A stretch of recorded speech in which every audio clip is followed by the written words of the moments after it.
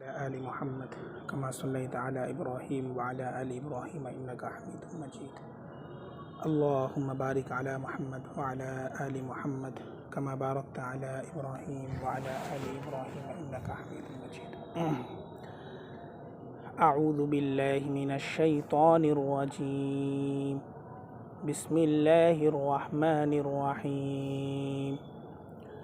وقالوا يا أيها الذي نزل عليه الذكر إنك لمجنون لو ما تأتينا بالملائكة إن كنت من الصادقين ما ننزل الملائكة إلا بالحق وما كانوا إذا منظرين إنا نحن نزلنا الذكر وإنا له لحافظون صدق اللہ العظیم. شروع اللہ کے نام سے جو بے حد مہربان نہایت رحم والا ہے. اور کفار مکہ نے کہا اے وہ شخص جس پر ذکر نازل کیا گیا یقیناً تو مجنون ہے.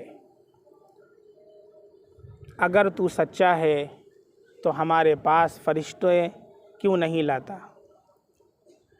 ہم فرشتوں کو نازل نہیں کرتے مگر فیصلے کے ساتھ، اور اس وقت انہیں مہلت نہیں دی جائے گی. بلا شبہ ہم نے ہی ذکر کو نازل کیا ہے اور ہم ہی اس کی حفاظت کرنے والے ہیں. یہ سورۃ الحجر کی آیت نمبر 6، 7، 8 اور 9 ہے. بولی پڑھ رہی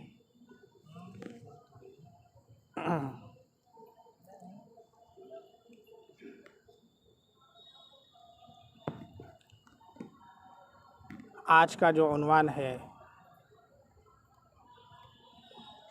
وہ قرآن کریم اور اس کے معانی، یعنی اللہ رب العزت نے جو حفاظت کا ذمہ لیا ہے وہ قرآن کریم اور قرآن کریم کے جو معانی ہیں دونوں کی حفاظت کا ذمہ لیا ہے. بعض لوگوں کو اس میں شک ہو جاتا ہے اور وہ کتاب اللہ کو تو مانتے ہیں لیکن حدیث کا انکار کر دیتے ہیں. بہت سے لوگوں کو شکوک و شبہات ہو جاتے ہیں اور وہ قرآن کو تو لیتے ہیں لیکن حدیث کا انکار کر دیتے ہیں. ان کو لبرلز کہا جاتا ہے. اس میں بہت سے نام ہیں، میں آپ کو بھی بتلاؤں گا. تو در حقیقت صرف حدیث ہی کا انکار نہیں کرتے بلکہ قرآن کا بھی انکار کر دیتے ہیں. چنانچہ قرآن کریم کی یہ جو آیت کریمہ آپ کے سامنے پڑھی گئیں، اس میں سب سے پہلی آیت ہے وَقَالُوا يَا أَيُّهَا الَّذِي نُزِّلَ عَلَيْهِ الذِّكْرُ إِنَّكَ لَمَجْنُونَ. کفار مکہ نے اللہ کے نبی صلی اللہ علیہ وسلم نے جب دعوت پیش کی ہے اور وحدانیت کا تعارف کرایا، اللہ کا تعارف کرایا، تو انہوں نے اللہ کے نبی کو مجنون کہا. اور دیگر آیات میں کسی میں ساحر کہا، کسی میں کاہن کہا، بہت سے الزامات لگائے. لیکن کسی نے بھی یہ الزام نہیں لگایا کہ آپ نے حضرت عائشہ رضی اللہ عنہا سے اتنی کم عمر میں شادی کیوں کی. یہ جو آج کل لوگ اعتراض کر رہے ہیں اس پر مستقل میں نے ایک ویڈیو بنا کر کے ڈال دیا ہے کہ سارے اعتراضات کا جواب ہے، اسے دیکھ لیں.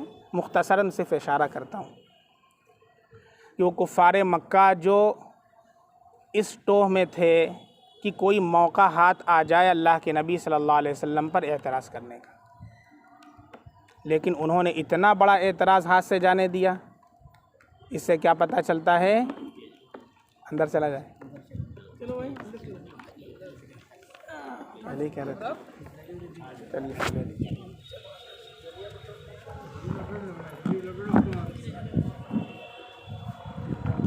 اللہ کی رحمت آ گئی. بے شک یہ بات یہ چل رہی تھی کہ کفار مکہ نے اللہ کے نبی صلی اللہ علیہ وسلم پر بہت سارے الزامات لگائے. ان میں سے ایک یہ بھی تھا کہ آپ صلی اللہ علیہ وسلم مجنون ہیں، کاہن ہیں، ساحر ہیں، لیکن کسی نے بھی یہ اعتراض نہیں کیا کہ آپ صلی اللہ علیہ وسلم نے حضرت عائشہ رضی اللہ عنہا سے اتنی کم ایج کے اندر نکاح کیا، اس لیے کہ وہ اس وقت قابل اعتراض بات ہی نہ تھی۔ پر کیف ایک الگ بات ہو جائے گی۔ بہت سے لوگوں کو دیکھا گیا وہ حدیث کا اس لیے انکار کر دیتے ہیں، کہتے ہیں کہ حدیث کو ایکسیپٹ کرنے سے، حدیث کو ماننے سے اسلام بدنام ہوتا ہے۔ ادھر حقیقت آپ نے وہ تشریحات پڑھی ہیں جن سے اسلام بدنام ہوتا ہے۔ اگر علماء حق کے آپ تشریحات کو پڑھیں گے تو اسلام بدنام نہیں ہوتا ہے، اور حدیث کو نہ مانیں تو قرآن کریم کو بھی آپ صحیح طور پر نہ سمجھ سکتے ہیں، نہ اس پر عمل کر سکتے ہیں۔ فار ایگزامپل قرآن میں کہا گیا وَلِلَّهِ عَلَى النَّاسِ حِجُّ الْبَيْتِ مَنِ اسْتَطَاعَ إِلَيْهِ سَبِيلًا، اس آیت سے حج کی فرضیت کا ثبوت ہے۔ لوگوں کے لیے اللہ کے لیے لوگوں کے اوپر بیت اللہ کا حج کرنا ہے۔ اس میں یہ نہیں کہا گیا ہر سال کرنا ہے کہ زندگی میں ایک مرتبہ کرنا ہے۔ کتنی مرتبہ کرنا ہے؟ پورے قرآن میں کوئی دکھا دے ایک مرتبہ کرنا ہے، ہر سال کرنا ہے۔ اب ایک آدمی کہتا ہے میں نے تو یہ سمجھا ہے ہر سال کرنا ہے۔ ایک ایسے ہی ہمارے پاس آئے تھے منکرین حدیث، تو انہوں نے کہا کہ میں نے تو یہ سمجھا ہے کہ اللہ نے کہا اقیموا الصلاۃ وآتوا الزکاۃ، تو جیسے نماز دن میں 5 مرتبہ پڑھنا ہے ایسی زکوٰۃ بھی دن میں روزانہ دینا ہے۔ میں نے کہا جب خود سے سمجھیں گے تو یہی حال ہوگا۔ تو ایسے ہی ایک صاحب نے کہا کہ میں نے یہ سمجھا کہ حج بھی ہر سال کرنا ہے۔ کہاں لکھا ہے قرآن میں ہر سال کرنا ہے؟ اسی ایکسپلینیشن کے لیے اللہ کے نبی کو بھیجا گیا ہے۔ وَيُعَلِّمُهُمُ الْكِتَابَ وَالْحِكْمَةَ، وہ تم کو کتاب کی بھی تعلیم دیتے ہیں اور حکمت کی بھی تعلیم دیتے ہیں۔ اگر کتاب سے مراد لیا گیا تو حکمت سے کیا مراد ہے؟ حکمت سے مراد حدیث رسول صلی اللہ علیہ وسلم، ورنہ تو قرآن کا یہ لفظ بے معنی ہو جائے گا۔ اسی طریقے سے آپ نماز کو لے لیں، قرآن میں کہا گیا نماز قائم کرو، لیکن روزانہ نماز پڑھنا ہے کہ سال میں ایک مرتبہ پڑھنا ہے؟ یہ کون بتائے گا؟ اللہ کے نبی صلی اللہ علیہ وسلم نے بتایا۔ اسی طریقے سے زکوٰۃ فرض ہے، قرآن میں کہا گیا جو شخص سونے کو اور چاندی کو جمع کر کے رکھتا ہے تو اسے عذاب ہوگا۔ تب کیا کوئی 1 تولہ سونا رکھے تو بھی عذاب ہوگا؟ اب کوئی قرآن کی آیت کو لے کر کے بیٹھ جائے، قرآن میں لکھا ہوا ہے، اللہ کے نبی نے تشریحات کر کے بتلائی ہیں کہ جو سونا اور چاندی اتنی مقدار کے اندر رکھے کہ جس پر زکوٰۃ واجب ہوتی ہے اور اس کی زکوٰۃ نہ نکالے تو وہ اس وعید کا مستحق ہے۔ تو اگر قرآن کو حدیث کے ساتھ جوڑ کر کے نہ چلیں تو نہ قرآن کو سمجھیں گے نہ قرآن کے اوپر عمل کر پائیں گے۔ اور یہ کہاں سے دھوکہ ہوتا ہے؟ لبرلز کو، وہ حدیث کا انکار کرتے ہیں، کہتے ہیں حدیث کو ماننے سے اسلام بدنام ہوتا ہے۔ چنانچہ سب سے پہلا اس امت کا جو منکر حدیث ہے اس کا نام ہے واصل ابن عطا، یہ فرقہ معتزلہ کا بانی ہے۔ یہی وہ شخص ہے جس نے عذاب قبر کا انکار کیا، محشر کا انکار کیا، جنت کا انکار کیا، جہنم کا انکار کیا، شفاعت کا انکار کیا، ساری چیزوں کا انکار کر دیا۔ کس نے؟ واصل ابن عطا۔ اور پھر ماضی قریب کے اندر لیں، اگرچہ میں اس کے لینے سے پہلے ایک وضاحت کر دوں کہ وہ ایسے شخص ہیں کہ ان کا اس امت پر بہت بڑا احسان ہے، جو خوبی ہے وہ ایکسیپٹ کرتا ہے، لیکن اس کی وجہ سے جو خرابی ہے اس کا بیان کرنا بھی ضروری ہے تاکہ اس فتنے کا سد باب ہو سکے۔ ان کا اس امت پر بہت بڑا احسان ہے اور امت ان کی مقروض ہے، لیکن اس کے باوجود بتانا ضروری ہے، اور بہت سے لوگوں کو میری یہ بات بری بھی لگ سکتی ہے لیکن حقیقت ہے اس لیے بتلانا ضروری ہے۔ سر سید احمد خان صاحب،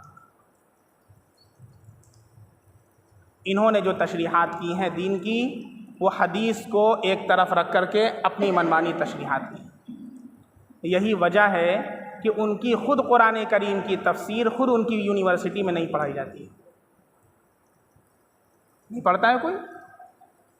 اللہ رب العزت نے اس قرآن کی حفاظت کا ذمہ لیا ہے، اور اس کے معانی کی حفاظت کا بھی ذمہ لیا ہے۔ لہٰذا کوئی کتنا بڑا شخص ہو، اگر وہ اپنی طرف سے کوئی منمانی تشریح کرے گا، پوری امت اس کو ریجیکٹ کر دے گی۔ یہ ہے اسلام کی خوبصورتی، یہ ہے اسلام کا امتیاز۔ چنانچہ میں آپ کو ایک واقعہ بیان کرتا ہوں، اس کو امام قرطبی نے نقل کیا ہے۔ خلیفہ مامون رشید کا آپ لوگوں نے نام سنا ہوگا۔ خلیفہ مامون رشید بہت علم دوست تھے، اور ان کے دربار میں علمی حلقے لگا کرتے تھے، علمی مباحثے ہوا کرتے تھے۔ تو ایک مرتبہ انہوں نے ایسی مباحثہ رکھا، اس میں بہت سے لوگ تھے، علماء تھے، اسکالرس تھے۔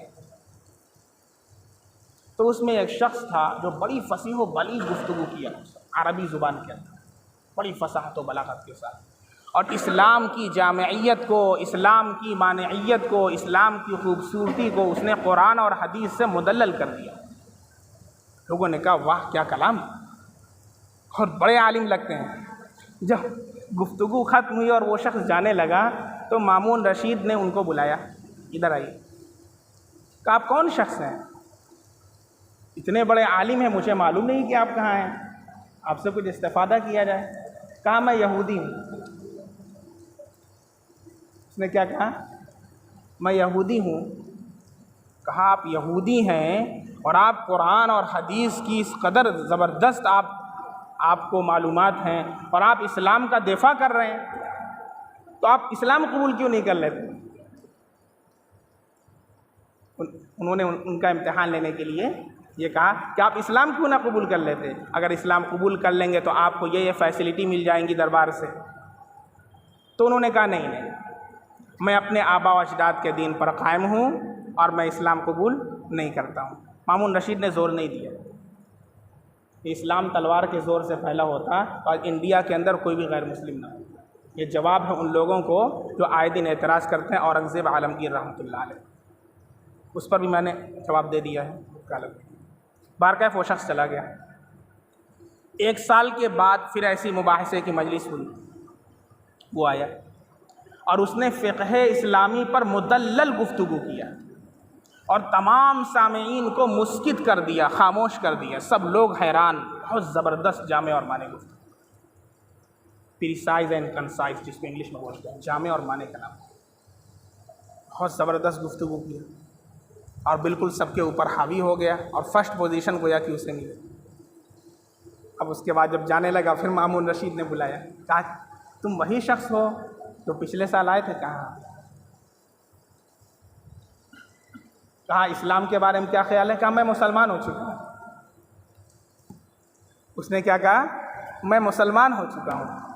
تب مامون رشید نے پوچھا کہ بھائی آخر کیا وجہ ہے کہ تم نے اسلام قبول کیا؟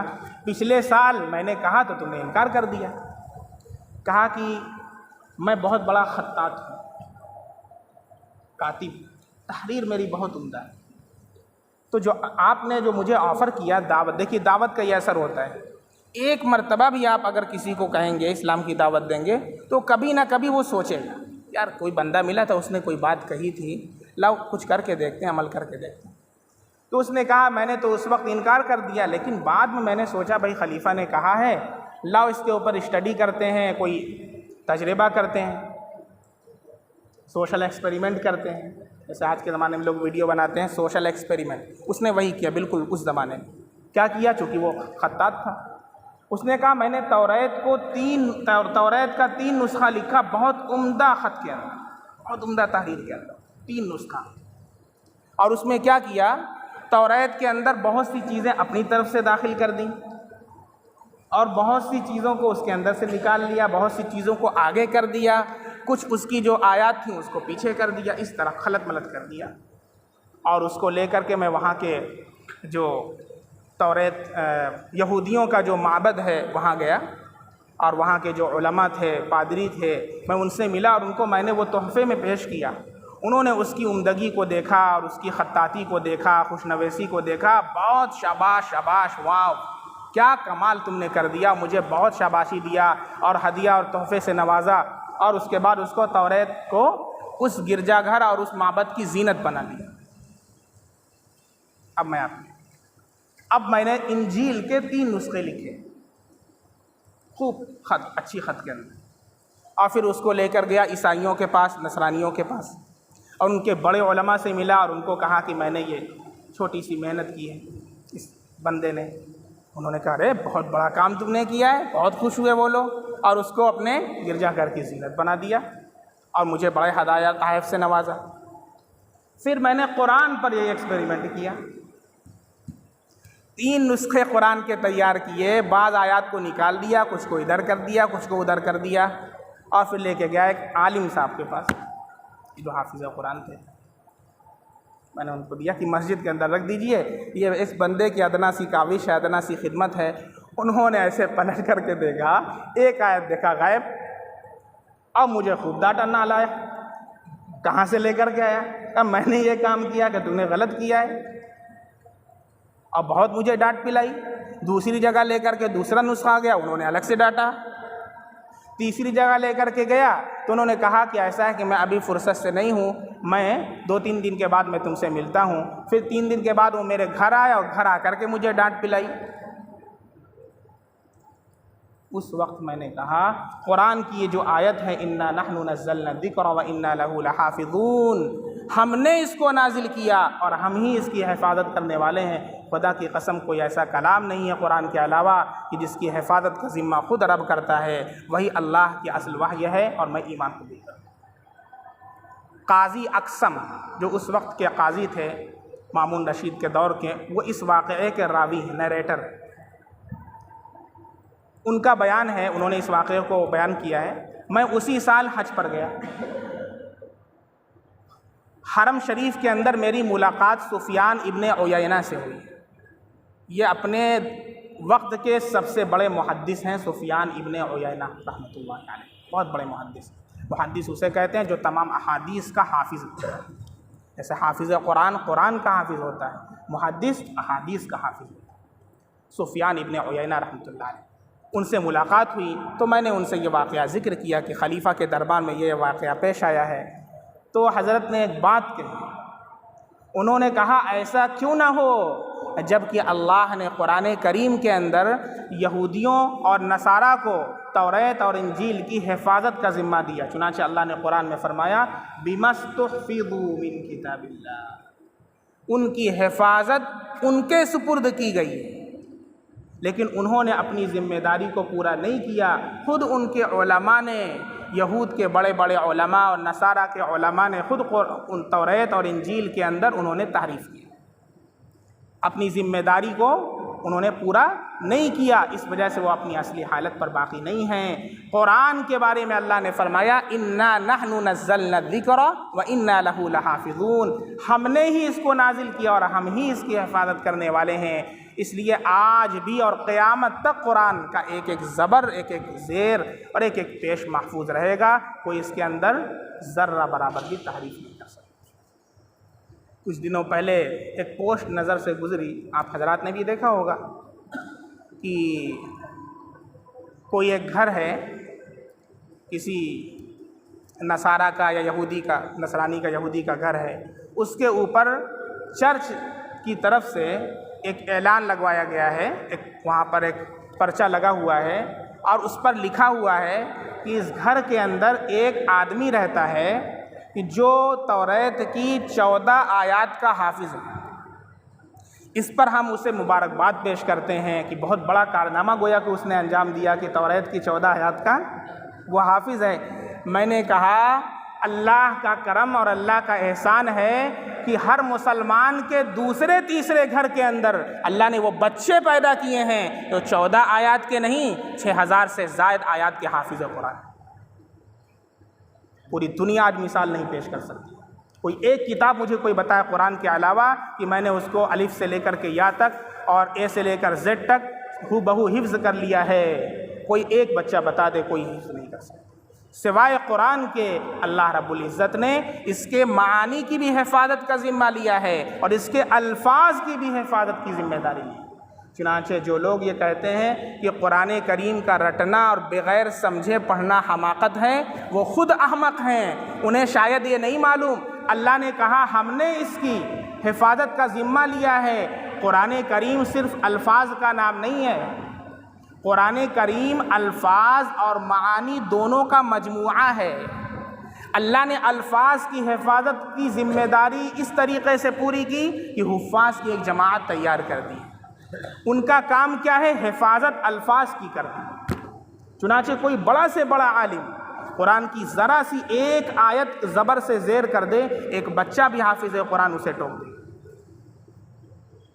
ہم لوگوں کو خود یاد ہے، دور حدیث کا سال تھا، حضرت میرے استاد حضرت مولانا مفتی ابوالقاسم نعمانی صاحب محتمیم اس وقت کے دارالعلوم کے، حضرت ترمذی شریف کا درس دے رہے تھے۔ قرآن کریم کی کوئی آیت آئی اور حضرت حافظ قرآن نہیں، انہوں نے خود کہا کہ میں حافظ نہیں ہوں، کیونکہ پہلے کا یہ رواج تھا کہ عالمیت ہو جاتی تھی، عالم بن جاتے تھے لیکن حافظ کم ہوا کرتے تھے، لیکن اب یہ سلسلہ چل پڑا ہے کہ پہلے حافظ ہوتے ہیں پھر عالم ہوتے ہیں۔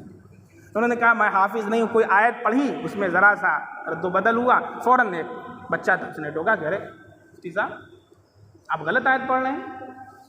یہ قرآن کا اعجاز ہے کہ کوئی دارالعلوم کا محتمم بھی ہو، ایشیا کی عظیم درسگاہ کا پرنسپل ہے، لیکن قرآن کی ایک آیت ذرا وہ زبر کا زیر کر کے دکھا دیں، کیا مجال ہے کہ وہ کر دیں؟ اللہ نے حفاظت کا ذمہ لیا اور یہ معجزہ پوری دنیا کی کسی کتاب کو حاصل ہے۔ یہ ہے قرآن کا معجزہ۔ بات سمجھ میں آ رہی ہے؟ شاید اس بات سے یہ منکرین حدیث واقف نہیں ہے۔ اللہ نے کہا انا نحن نزلنا الذکر وانا لہ لحافظون، یہاں پر ذکر سے مراد صرف الفاظ نہیں ہے بلکہ معانی بھی ہیں۔ اسی لیے بہت سے لوگوں کو دیکھا گیا، بہت سے آپ نے بھی دیکھا ہوگا کہ قرآن کریم کا صرف ٹرانسلیشن چھاپ دیتے ہیں اور اس پر کیا لکھ دیتے ہیں؟ قرآن کریم۔ جیسے انگلش کے اندر قرآن کا ٹرانسلیشن کر کے چھاپ دیا اور کیا لکھ دیا؟ قرآن کریم۔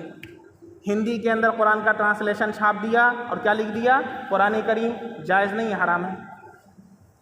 کیوں؟ قرآن کریم نام صرف ٹرانسلیشن کا نہیں ہے، صرف معانی کا نام نہیں ہے، قرآن الفاظ اور معانی دونوں کے مجموعے کا نام ہے۔ یہی وجہ ہے کہ اگر کوئی شخص قرآن کریم ہی میں سے چند آیات کو لے لے جگہ جگہ سے اور ایک کتاب کے اندر اس کو لکھ دے اور ایک بھی حرف اپنی طرف سے اس میں زائد نہ کرے، قرآن کریم ہی کی آیات ہوں، جگہ جگہ سے لے کر کے اس کو شائع کر دے، قرآن کریم اس کو کہنا یہ جائز نہیں ہے، نہ ہی قرآن کریم لکھنا اس کے اوپر جائز۔ یہ فضیلت ہے تو صرف اسی قرآن کریم کی کہ اس کی حفاظت کا ذمہ اللہ نے الفاظ کا بھی لیا ہے اور معانی کا بھی لیا ہے۔ الفاظ کا ذمہ لیا تو الفاظ محفوظ کر دیا، معانی کا ذمہ لیا تو معانی محفوظ کر دیا۔ اب ان معانی کے اندر دو چیزیں جہاں سے لوگوں کو دھوکہ ہوتا ہے، لبرلز کو دھوکہ ہوتا ہے، وہ کہاں سے دھوکہ ہوتا ہے؟ وہ دھوکہ یہاں سے ہوتا ہے کہ وہ قرآن کریم کے معانی کو جو لیتے ہیں اس میں وحی مطلوع لیتے ہیں، وحی غیر مطلوع کو نہیں لیتے۔ وحی کی دو قسمیں، ایک وحی مطلوع اور ایک وحی غیر مطلوع۔ وحی مطلوع کسے کہتے ہیں؟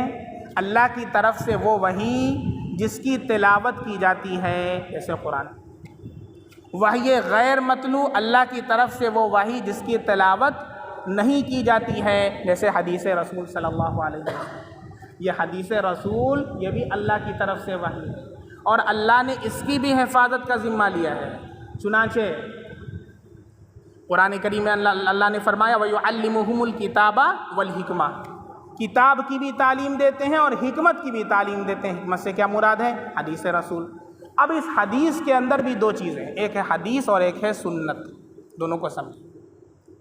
حدیث کسے کہتے ہیں؟ سنت کسے کہتے ہیں؟ حدیث کہتے ہیں اللہ کے نبی صلی اللہ علیہ وسلم کا کوئی قول یا آپ کا کوئی فعل عمل یا آپ صلی اللہ علیہ وسلم کی تقریر۔ یہ تقریر اردو والی نہیں ہے جو ہم لوگ تقریر بولتے ہیں، یہ تقریر نہیں۔ تقریر جب بولا جاتا ہے علم حدیث کی اصطلاح میں تو اس سے مراد یہ ہوتا ہے کہ اللہ کے نبی کے سامنے کوئی عمل کیا گیا اور آپ صلی اللہ علیہ وسلم نے اس پر نکیر نہیں فرمائی تو یہ آپ صلی اللہ علیہ وسلم کی تقریر سے ثابت ہو گیا، یہ بھی حدیث بن گئی۔ تو یہ حدیث ہے۔ اور حدیث کے بعد ہوتا ہے سنت۔ سنت کسے کہتے ہیں؟ سنت بولتے ہیں الطریقۃ المسلوکۃ فی الدین، دین کے اندر جو طریقہ رائج ہے وہ سنت ہے۔ اب 3 مثالیں آپ لے لیجئے، ایک صرف حدیث ہے سنت نہیں، دوسرا صرف سنت ہے حدیث نہیں ہے، تیسرا حدیث بھی ہے سنت بھی ہے، عام خاص من وجہ کی نسبت پائی جا رہی ہے۔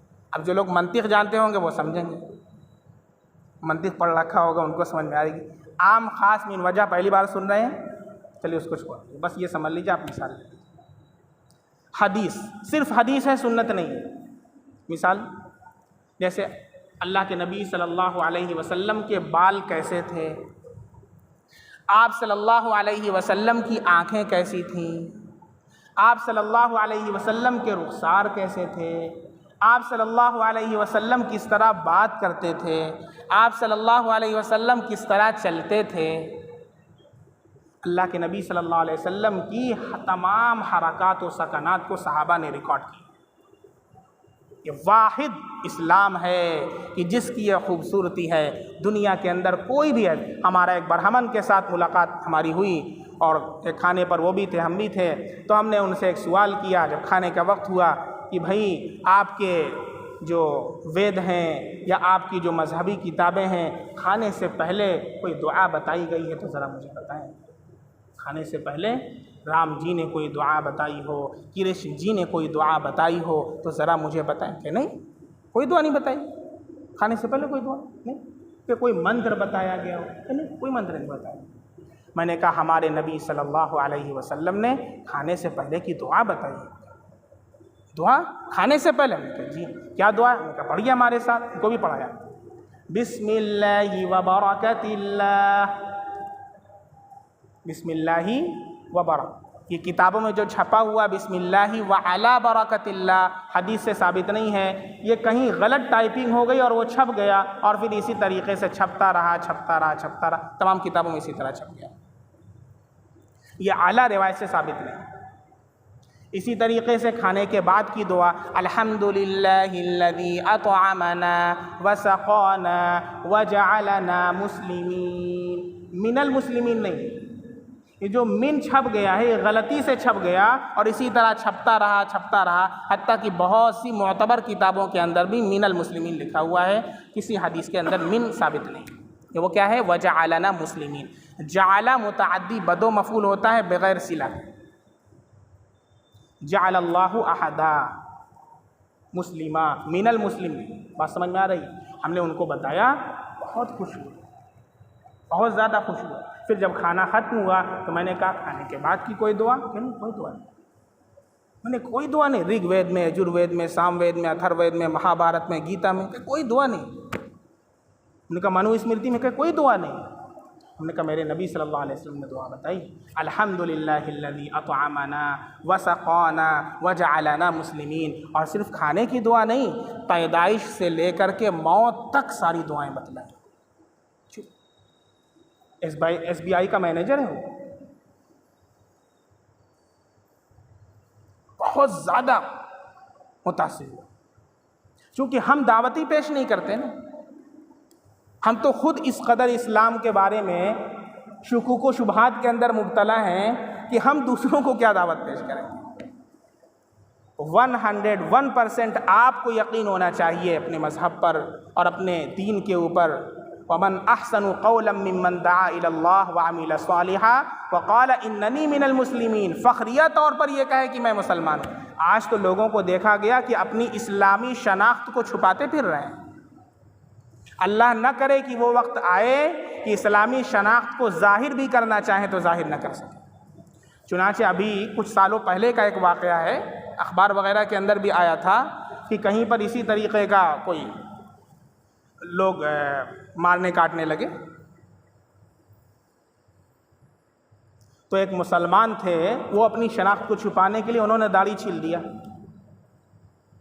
اپنی داڑھی کو انہوں نے پہلے چھیلا اور چھیلنے کے بعد ٹیکا لگایا، اور ٹیکا لگانے کے بعد وہ گھر سے باہر نکلے کہ ایک نے دیکھ لیا، دوڑایا اور کہا کہ تو مسلمان ہے۔ وہ کہتے رہے نہیں میں کافر ہوں، نعوذ باللہ۔ وہ کہا کہ نہیں تو مسلمان ہے، وہ کہا کہ نہیں میں، یہ کہتا رہا، پھر اس نے وہ کام کیا جو نہیں کرنا چاہیے تھا، شرمگاہ کھول کر کے دیکھا اور اس کا گلا کاٹ دیا۔ مرنا ہے تو شان کے ساتھ اسلام پر مرو، شیر کی ایک دن کی زندگی گیدڑ کی 100 سالہ زندگی سے بہتر ہے۔ یہ کیا طریقہ ہے؟ نہ ادھر کے ہوئے نہ ادھر کے ہوئے، نہ خدا ہی ملا نہ وصال صنم۔ اور کچھ لوگوں کو دیکھا گیا کہ زبان شیخ پر گنگا کی رٹ ہے، ذکر کوثر بھی، زبان شیخ پر گنگا کی رٹ ہے، ذکر کوثر بھی، کہو مردود سے اس پار یا اس پار ہو جائے۔ اپنی شناخت کو چھپاتے پھر رہے ہیں۔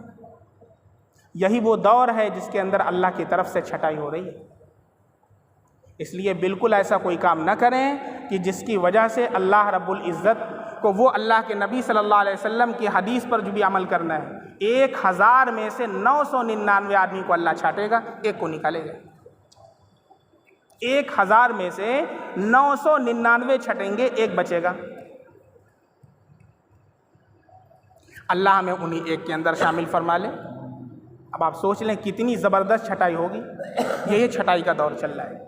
اس لیے کوئی ایسا کام نہ کریں کہ اس کی وجہ سے ہم اس جماعت کے اندر شامل ہو جائیں۔ پھس پھسا ایمان نہ ہو۔ جب دجال سامنے آئے گا پھر کیا حالت ہوگی؟ ایمان کے اوپر مضبوطی کے ساتھ قائم رہیں اور اپنے مسلمان ہونے پر فخریہ آپ کو برملا یہ کہیں کہ اللہ کا شکر ہے کہ اللہ نے مجھے اسلام کی دولت سے نوازا ہے۔ تو وحی کی 2 قسمیں میں بتا رہا تھا، ایک وحی مطلوع اور ایک وحی غیر مطلوع۔ وحی مطلوع وہ ہے جس کی تلاوت کی جاتی ہے، جیسے ہم اور آپ قرآن کو پڑھتے ہیں۔ وحی غیر مطلوع اسے کہتے ہیں جس کی تلاوت نہیں کی جاتی ہے لیکن وہ بھی وحی ہے۔ قرآن میں اللہ کا ارشاد وَمَا يَنطِقُ عَنِ الْهَوَىٰ إِنْ هُوَ إِلَّا وَحْيٌ يُوحَىٰ۔ اللہ کے نبی صلی اللہ علیہ وسلم جو کچھ ارشاد فرماتے ہیں وہ بھی وحی ہوتا ہے۔ اب 2 اعتراضات ان کے لے لیتے ہیں جو یہ اعتراض کرتے ہیں۔ سب سے پہلا اعتراض کرتے ہیں کہ قرآن میں اللہ فرماتے ہیں وَلَا يُشْرِكُ فِي حُكْمِهِ أَحَدًا، کہ اللہ کے حکم کے اندر کسی کو شریک نہ کرنا۔ ٹھیک ہے؟ تو یہ جو منکرین حدیث ہیں یہ کیا کہتے ہیں؟ اللہ خود قرآن میں کہہ رہا ہے کہ اللہ کے حکم میں کسی کو شریک مت کرنا، تو نبی کو کیسے شریک کر سکتے ہیں؟ بات سمجھ میں آ رہی؟ یہ اعتراض کرتے ہیں۔ اس اعتراض کا جواب یہ ہے کہ قرآن کریم کی دوسری آیت بھی آپ پڑھ لیں، جس میں اللہ ارشاد فرماتا ہے ما آتاکم الرسول فخذوہ وما نہاکم عنہ فانتہوا۔ رسول جو تم کو دیں اسے لے لو اور جس سے منع کریں اس سے رک جاؤ۔ یہ قرآن کی آیت ہے۔ دوسری آیت میں اللہ ارشاد فرماتے ہیں یا ایھا الذین آمنوا اطیعوا اللہ واطیعوا الرسول، اللہ کی اطاعت کرو اور اس کے رسول کی اطاعت کرو۔ تو قرآن کریم کی صرف ایک آیت کو لیں گے تو اسی طریقے سے گمراہ ہو جائیں گے۔ جیسے ایک بندے نے نماز چھوڑ دی، اس سے پوچھا گیا کیوں؟ کہا قرآن پڑھا ہے نا، قرآن میں لکھا ہوا ہے۔ کہا کہاں لکھا ہوا ہے؟ کہا اللہ تعالیٰ فرما رہے ہیں یا ایھا الذین آمنوا لا تقربوا الصلاۃ، ایمان والو نماز کے قریب مت جانا۔ پھر کیسے نماز پڑھ سکتے ہیں؟ تو فرمایا گیا کہ ابے آگے پڑھ لو، آگے اللہ نے کیا فرمایا وَأَنْتُمْ سُكَارَىٰ، اس حال میں کہ تم نشے میں ہو۔ کہا کہ وہ تو میں نے دیکھا نہیں، جلدی میں تھا ذرا۔ ایسی ان لوگوں کی حالت ہے، ایک آیت پڑھتے ہیں اور پورا قرآن بند کر دیتے ہیں۔ ایک اعتراض کا جواب۔ دوسرا اعتراض حدیث سے کرتے ہیں۔ کیا؟ اللہ کے نبی کا خود ارشاد ہے لا تکتبوا عنی۔ کیا مطلب؟ جب قرآن نازل ہو رہا تھا تو صحابہ کرام قرآن کریم کو لکھتے تھے، پتوں کے اوپر لکھ لیا، چمڑے کے اوپر لکھ لیا، اس کو لکھ لیا کرتے۔ لیکن بعض صحابہ کرام حدیث بھی لکھ لیا کرتے تھے۔ تو اللہ کے نبی صلی اللہ علیہ وسلم نے منع فرمایا کہ میں نے جو احادیث ہیں اسے نہ لکھا کروں۔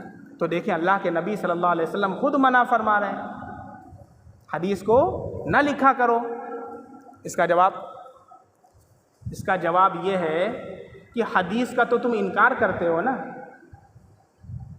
حدیث نہیں مانتے نا، تو لا تکتبوا عنی الحدیث یہ بھی تو حدیث ہے، جس کا انکار کرتے ہو اسی کو ریفرنس کے طور پر پیش کرتے ہو۔ جس چیز کا تم انکار کر رہے ہو کہ حدیث کو نہیں مانتا، اسی حدیث کو بیس بنا کر کے تم کہہ رہے ہو کہ اللہ کے نبی کہہ رہے ہیں۔ تم تو حدیث کو مانتے ہی نہیں، پھر کہاں سے حدیث کو مان رہے ہو؟ یہ بھی تو حدیث ہے۔ میٹھا میٹھا ہپ ہپ، کڑوا کڑوا تھو تھو۔ کیا مطلب؟ جو اپنے مطلب کی حدیث ہوگی اسے تو لے لو گے اور جو اپنے مطلب کی نہیں اسے چھوڑ دو گے۔ یہ بھی تو حدیث ہے۔ لا تکتبوا عنی الحدیث. بات سمجھ میں آ رہی ہے؟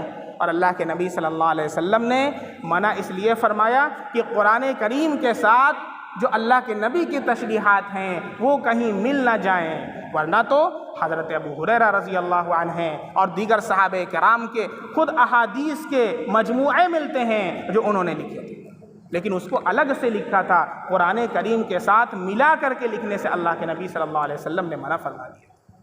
بات سمجھ میں آ رہی ہے؟ اس لیے قرآن کریم کو لینا اور حدیث کا انکار کرنا در حقیقت قرآن کریم کا انکار کرنا ہے، اور بغیر حدیث کو لیے ہوئے کوئی قرآن پر عمل نہیں کر سکتا. حدیث کی میں نے مثال دی آپ کو، جیسے اللہ کے نبی صلی اللہ علیہ وسلم کا چلنا، اللہ کے نبی صلی اللہ علیہ وسلم کا بال، یہ حدیث ہے، سنت نہیں ہے. سنت کی آپ مثال لیں. سنت اسے کہتے ہیں جو طریقہ دین کے اندر رائج ہو، اسے سنت کہتے ہیں. اب یہ ضروری نہیں کہ اللہ کے نبی صلی اللہ علیہ وسلم ہی کے دور میں رائج ہو، صحابہ نے وہ عمل کیا ہے وہ بھی سنت ہے. چنانچہ حضرت ابو بکر صدیق رضی اللہ عنہ جب امیر المومنین ہوئے، جب خلیفہ بنے، تو کچھ لوگوں نے زکوٰۃ دینے سے انکار کر دیا، کہا ہم زکوٰۃ نہیں دیں گے. حضرت ابو بکر صدیق رضی اللہ تعالیٰ عنہ نے ان کے خلاف پاور کا استعمال کیا، ان کے لیے جہاد کیا اور کہا اَيُنْقَصُ الدِّينُ وَأَنَا حَيٌّ، کیا دین کے اندر کمی ہو جائے اور میں زندہ رہوں؟ ایسا نہیں ہو سکتا ہے، اور ان کے خلاف جہاد کیا. چنانچہ یہ سنت ہے الطریقۃ المسلوکۃ فی الدین. چنانچہ قیامت تک اگر کہیں اسلامک اسٹیٹ ہو اور اس اسٹیٹ کے کسی محلے کے لوگ یہ کہیں کہ ہم تو زکوٰۃ نہیں دیں گے، تو جو اسلامی خلیفہ ہوگا ان کے خلاف پاور کا استعمال کرے گا. یا جو اسلامی شاعر ہیں ان کا انکار کر دیں، کہہ دیں ہم تو اذان نہیں دیں گے، ہم تو نماز نہیں پڑھیں گے، انکار کر دیں، تو پھر اسلامی جو خلیفہ ہوگا وہ ان کے خلاف پاور کا استعمال کرے گا اور جہاد کرے گا. یہ سنت ہے جو اللہ کے نبی صلی اللہ علیہ وسلم کے پہلے خلیفہ حضرت ابو بکر صدیق رضی اللہ عنہ کے عمل سے ثابت ہے، اور یہ بھی حدیث سے ثابت ہے علیکم بسنتی وسنت الخلفاء الراشدین المہدیین. یہ بھی اللہ کے نبی نے فرمایا ہے تم پر لازم ہے میری سنت، اور میرے بعد میرے جو خلفاء ہیں جو راشدین مہدیین ہیں ان کی سنت بھی تمہارے اوپر لازم ہے. تو یہ حضرت ابو بکر صدیق رضی اللہ عنہ کی جو سنت ہے یہ بھی اللہ کے نبی کی حدیث سے لی گئی. اب جو لوگ 20 رکعت تراویح کا انکار کرتے ہیں وہ کیوں کرتے ہیں؟ کہتے ہیں یہ حضرت عمر رضی اللہ تعالیٰ نے ایجاد کیا. لیکن یہیں سے اختلاف ہوتا ہے. یہ جو لبرلز ہیں اور اہل سنت والجماعت ہیں، دونوں کے درمیان کہاں سے کھائی پڑتی ہے، کہاں سے گمراہی کا دروازہ کھلتا ہے؟ یہ حدیث کو بالکل یا خیر آباد کہہ دیتے ہیں اور قرآن کی منمانی تشریح کرتے ہیں. اب کیا کیا جائے ایسے لوگوں کا؟ ایسے لوگوں کے ساتھ ماڈریٹ رہنا چاہیے. کیا کرنا چاہیے؟ جو لوگ ایسے ہوں کہ جو حدیث کا انکار کر دیتے ہیں، قرآن کریم کی منمانی تشریح کرتے ہیں، اور ان کے بڑے بڑے کام بھی ہیں، جیسے سر سید صاحب کو دیکھ لیجئے، قرآن کی منمانی تشریح کر رہے ہیں. اس لیے خود ان کی تفسیر کی کتاب ان کے کالج میں نہیں پڑھائی جاتی. آپ نے پہلی بار آپ سن رہے ہوں گے کہ ان کی بھی تفسیر کی کتاب نہیں پڑھتے ہیں لوگ، کیونکہ اس کو امت نے ریجیکٹ کر دیا ہے، اس کو کہہ دیا ہے کہ ہم ان کی تفسیر کو نہیں مانیں گے. ان کے جو دنیاوی کام ہیں ان کے لیے ان کا تھینک یو بولیے، شکریہ بولیے، جو دنیا کے کام کاج ہیں. لیکن جو دینی امور کے اندر ان کی تشریحات ہیں ان کو امت کو بالکل قبول نہیں کرنا چاہیے، نہ ان کے اندر ان کو فالو کرنا چاہیے. یہ ان کے ساتھ معاملہ ہونا چاہیے. اب رہ گیا حکم کیا ہے ایسے لوگوں کا جو حدیث کا انکار کریں؟ کیا وہ مشرک ہیں، کیا وہ کافر ہیں، یا مومن ہیں، مسلمان ہیں؟ یہ بھی ایک سوال آتا ہے. تو یہ دیکھیں اس کے بارے میں، اگر وہ بالکلیہ تمام احادیث کا انکار کرتے ہیں جس کے اندر احادیث متواترہ بھی شامل ہیں جو قرآن کریم کے درجے کی ہیں، تو ان کے کفر کے اندر کوئی بھی شک نہیں.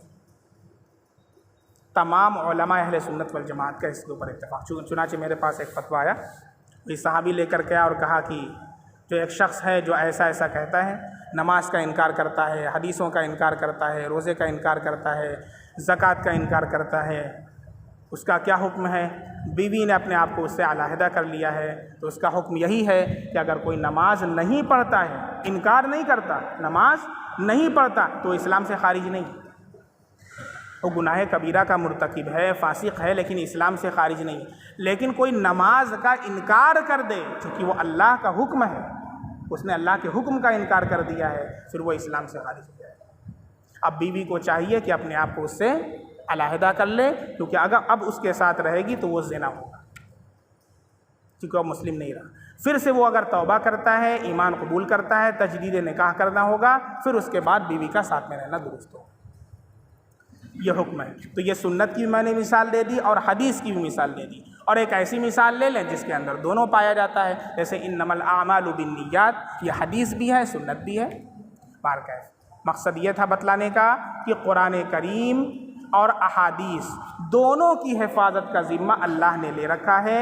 انا نحن نزلنا الذکر، یہاں پر ذکر سے مراد قرآن کریم کے الفاظ بھی ہیں اور قرآن کریم کے معانی اور تشریحات بھی ہیں، اور قرآن کریم کے معانی اور تشریحات کے اندر اللہ کے نبی صلی اللہ علیہ وسلم کی احادیث بھی داخل ہیں۔ اس لیے اگر کوئی صرف قرآن کریم کو لیتا ہے اور حدیث کو چھوڑتا ہے تو وہ خود قرآن کریم کا منکر ہے، چونکہ اللہ کے نبی کا ارشاد ہے ما ينطق، حدیث اللہ نے فرمایا وما ينطق عن الهوى ان هو الا وحی یوحى، اور فرمایا ما آتاکم الرسول فخذوه وما نهاکم عنه فانتهوا۔ ان تمام آیات کا وہ اثر نو انکار کر دے رہا ہے۔ اس لیے اللہ رب العزت سے دعا کریں کہ اللہ رب العزت ہمیں قرآن کریم اور احادیث دونوں کے اوپر عمل کرنے کی توفیق عطا فرمائے۔ اور یہ جو بہت ہی تیزی کے ساتھ یہ لبرلز کا طبقہ ابھر رہا ہے اور وہ دھڑلے سے حدیث کا انکار کر دیتے ہیں اور یہ کہہ دیتے ہیں کہ بس میری سمجھ میں یہ بات نہیں آ رہی ہے اس لیے میں اس کو ایکسیپٹ نہیں کرتا ہوں، آپ ان سے کہیں بھائی فرشتوں کو نہیں مانتے چونکہ فرشتے مجھے دکھائی نہیں دیتے ہیں۔ جو دہریے ہوتے ہیں اللہ کو نہیں مانتے، اللہ مجھے دکھائی نہیں دیتا ہے، اس طرح کی باتیں کرتے ہیں، تو پھر ہوا کو بھی نہیں مانو اس لیے کہ ہوا دکھائی نہیں دیتی ہے۔ بہت سی چیزیں ایسی ہیں کہ جو ہم کو دکھائی نہیں دیتی ہیں۔ بہت سے لوگوں نے کچھ چیزوں کو دیکھا نہیں پھر بھی مانتے ہیں۔ بھئی آگرہ کا تاج محل سب لوگوں نے دیکھا ہے لیکن پھر بھی مانتے ہیں۔ اللہ رب العزت کو نہیں دیکھا پھر بھی اللہ رب العزت کو مانتے ہیں، کیونکہ اللہ کے اتنے شواہد ہیں اور اللہ کے اتنے اوامر ہیں کہ وہ سب اس پر دلالت کرتے ہیں کہ اللہ رب العزت کی ذات موجود ہے۔ اس پر ایک مناظرہ بھی ہوا امام ابو حنیفہ رحمۃ اللہ علیہ سے، ایک دہریہ کا مناظرہ ہوا۔ اس پر اپنی بات کو ختم کرتا ہوں۔ اس دہریہ نے دعویٰ کیا تھا کہ کوئی مجھ سے مناظرہ کرے اور یہ بتائے کہ اللہ رب العزت ہے تو میں مسلمان ہو جاؤں گا۔ امام ابو حنیفہ رحمۃ اللہ علیہ نے اس کو ایکسیپٹ کر لیا۔ وقت طے ہو گیا کہ فلاں دن ہوگا۔ اب وہ پہنچا اور دیکھا کہ امام صاحب نہیں آئے ہیں اور چلانے لگا کہ امام صاحب ہار گئے، تم لوگوں کی شکست ہو گئی، کتنا بزدل ہے کہ وہ نہیں آیا۔ 1 گھنٹے کا وقت پورا ہو گیا، امام صاحب دوڑے آئے۔ وہ کہا کہ مجھے تاخیر ہو گئی۔ کہا کہ تم ہار گئے؟ کہ پہلے بات تو سن لو۔ کہا میں آ رہا تھا، راستے میں ایک دریا پڑا اور دریا جو تھا اس وہاں کوئی کشتی نہیں، کوئی ملاح نہیں، میں بہت پریشان کیسے چلوں۔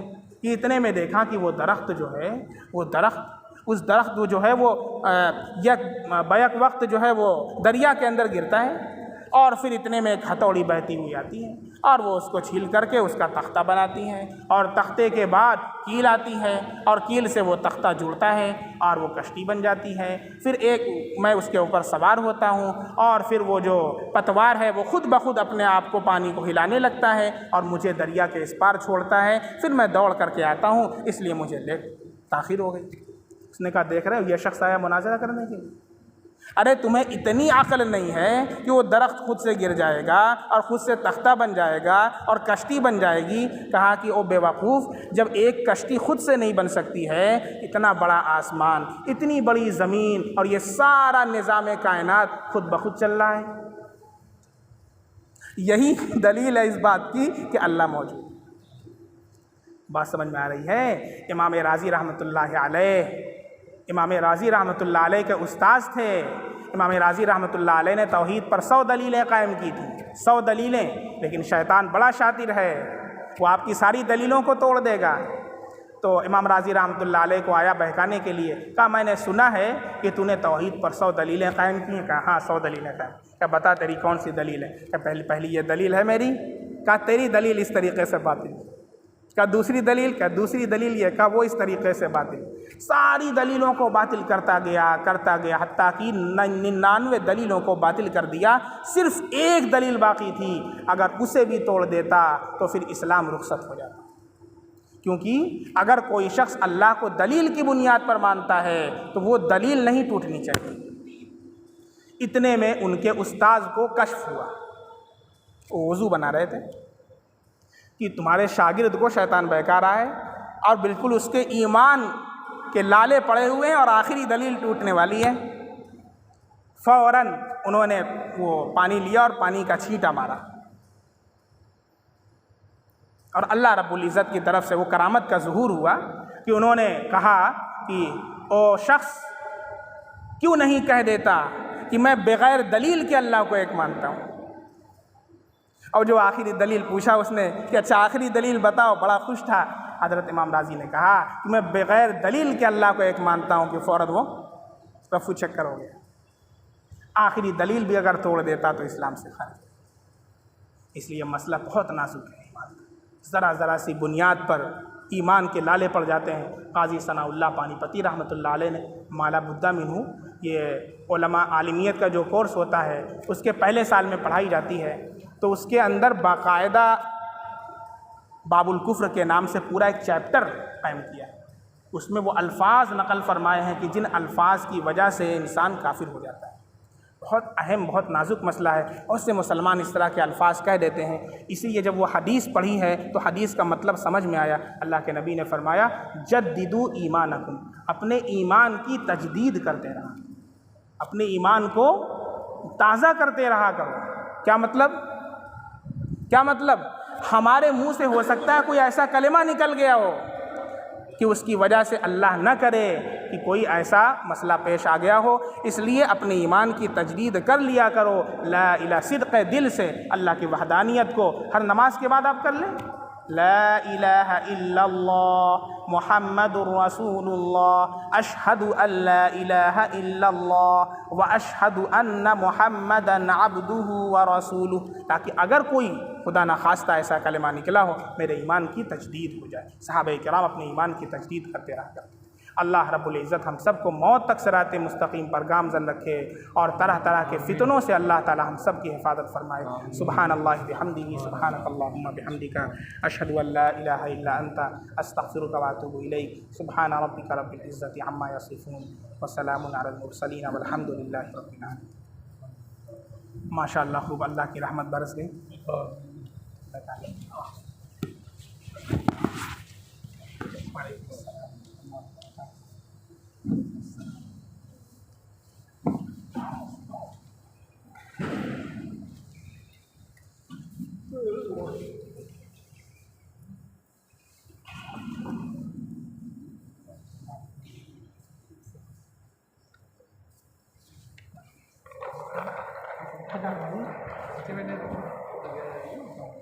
تعلیم ہو رہی تھی، بیٹھے لڑکا بتا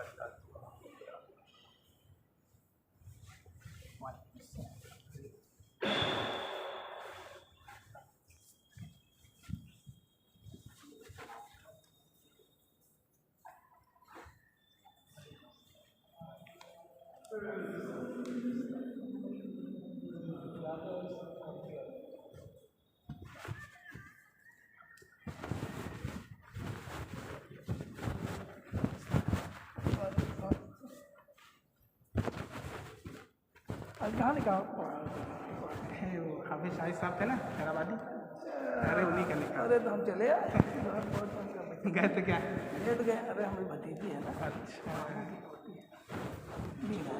اچھا گئے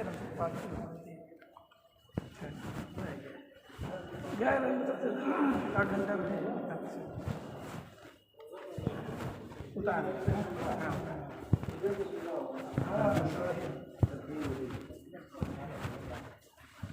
باہر گئے تھے نا، باہر سے آئے،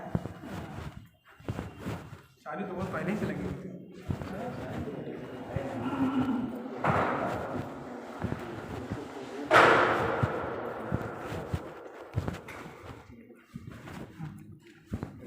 جی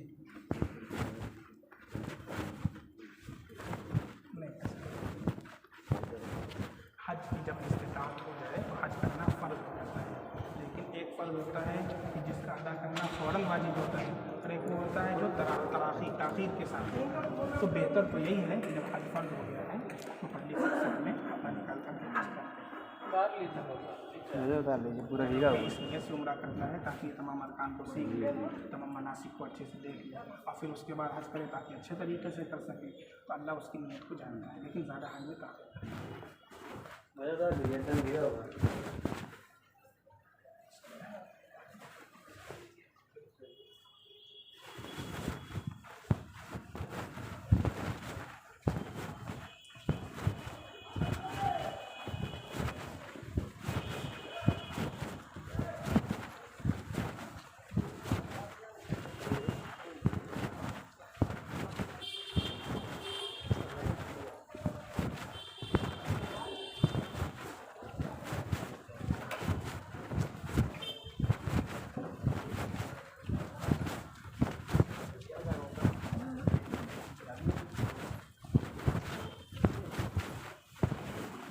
अरे ठीक है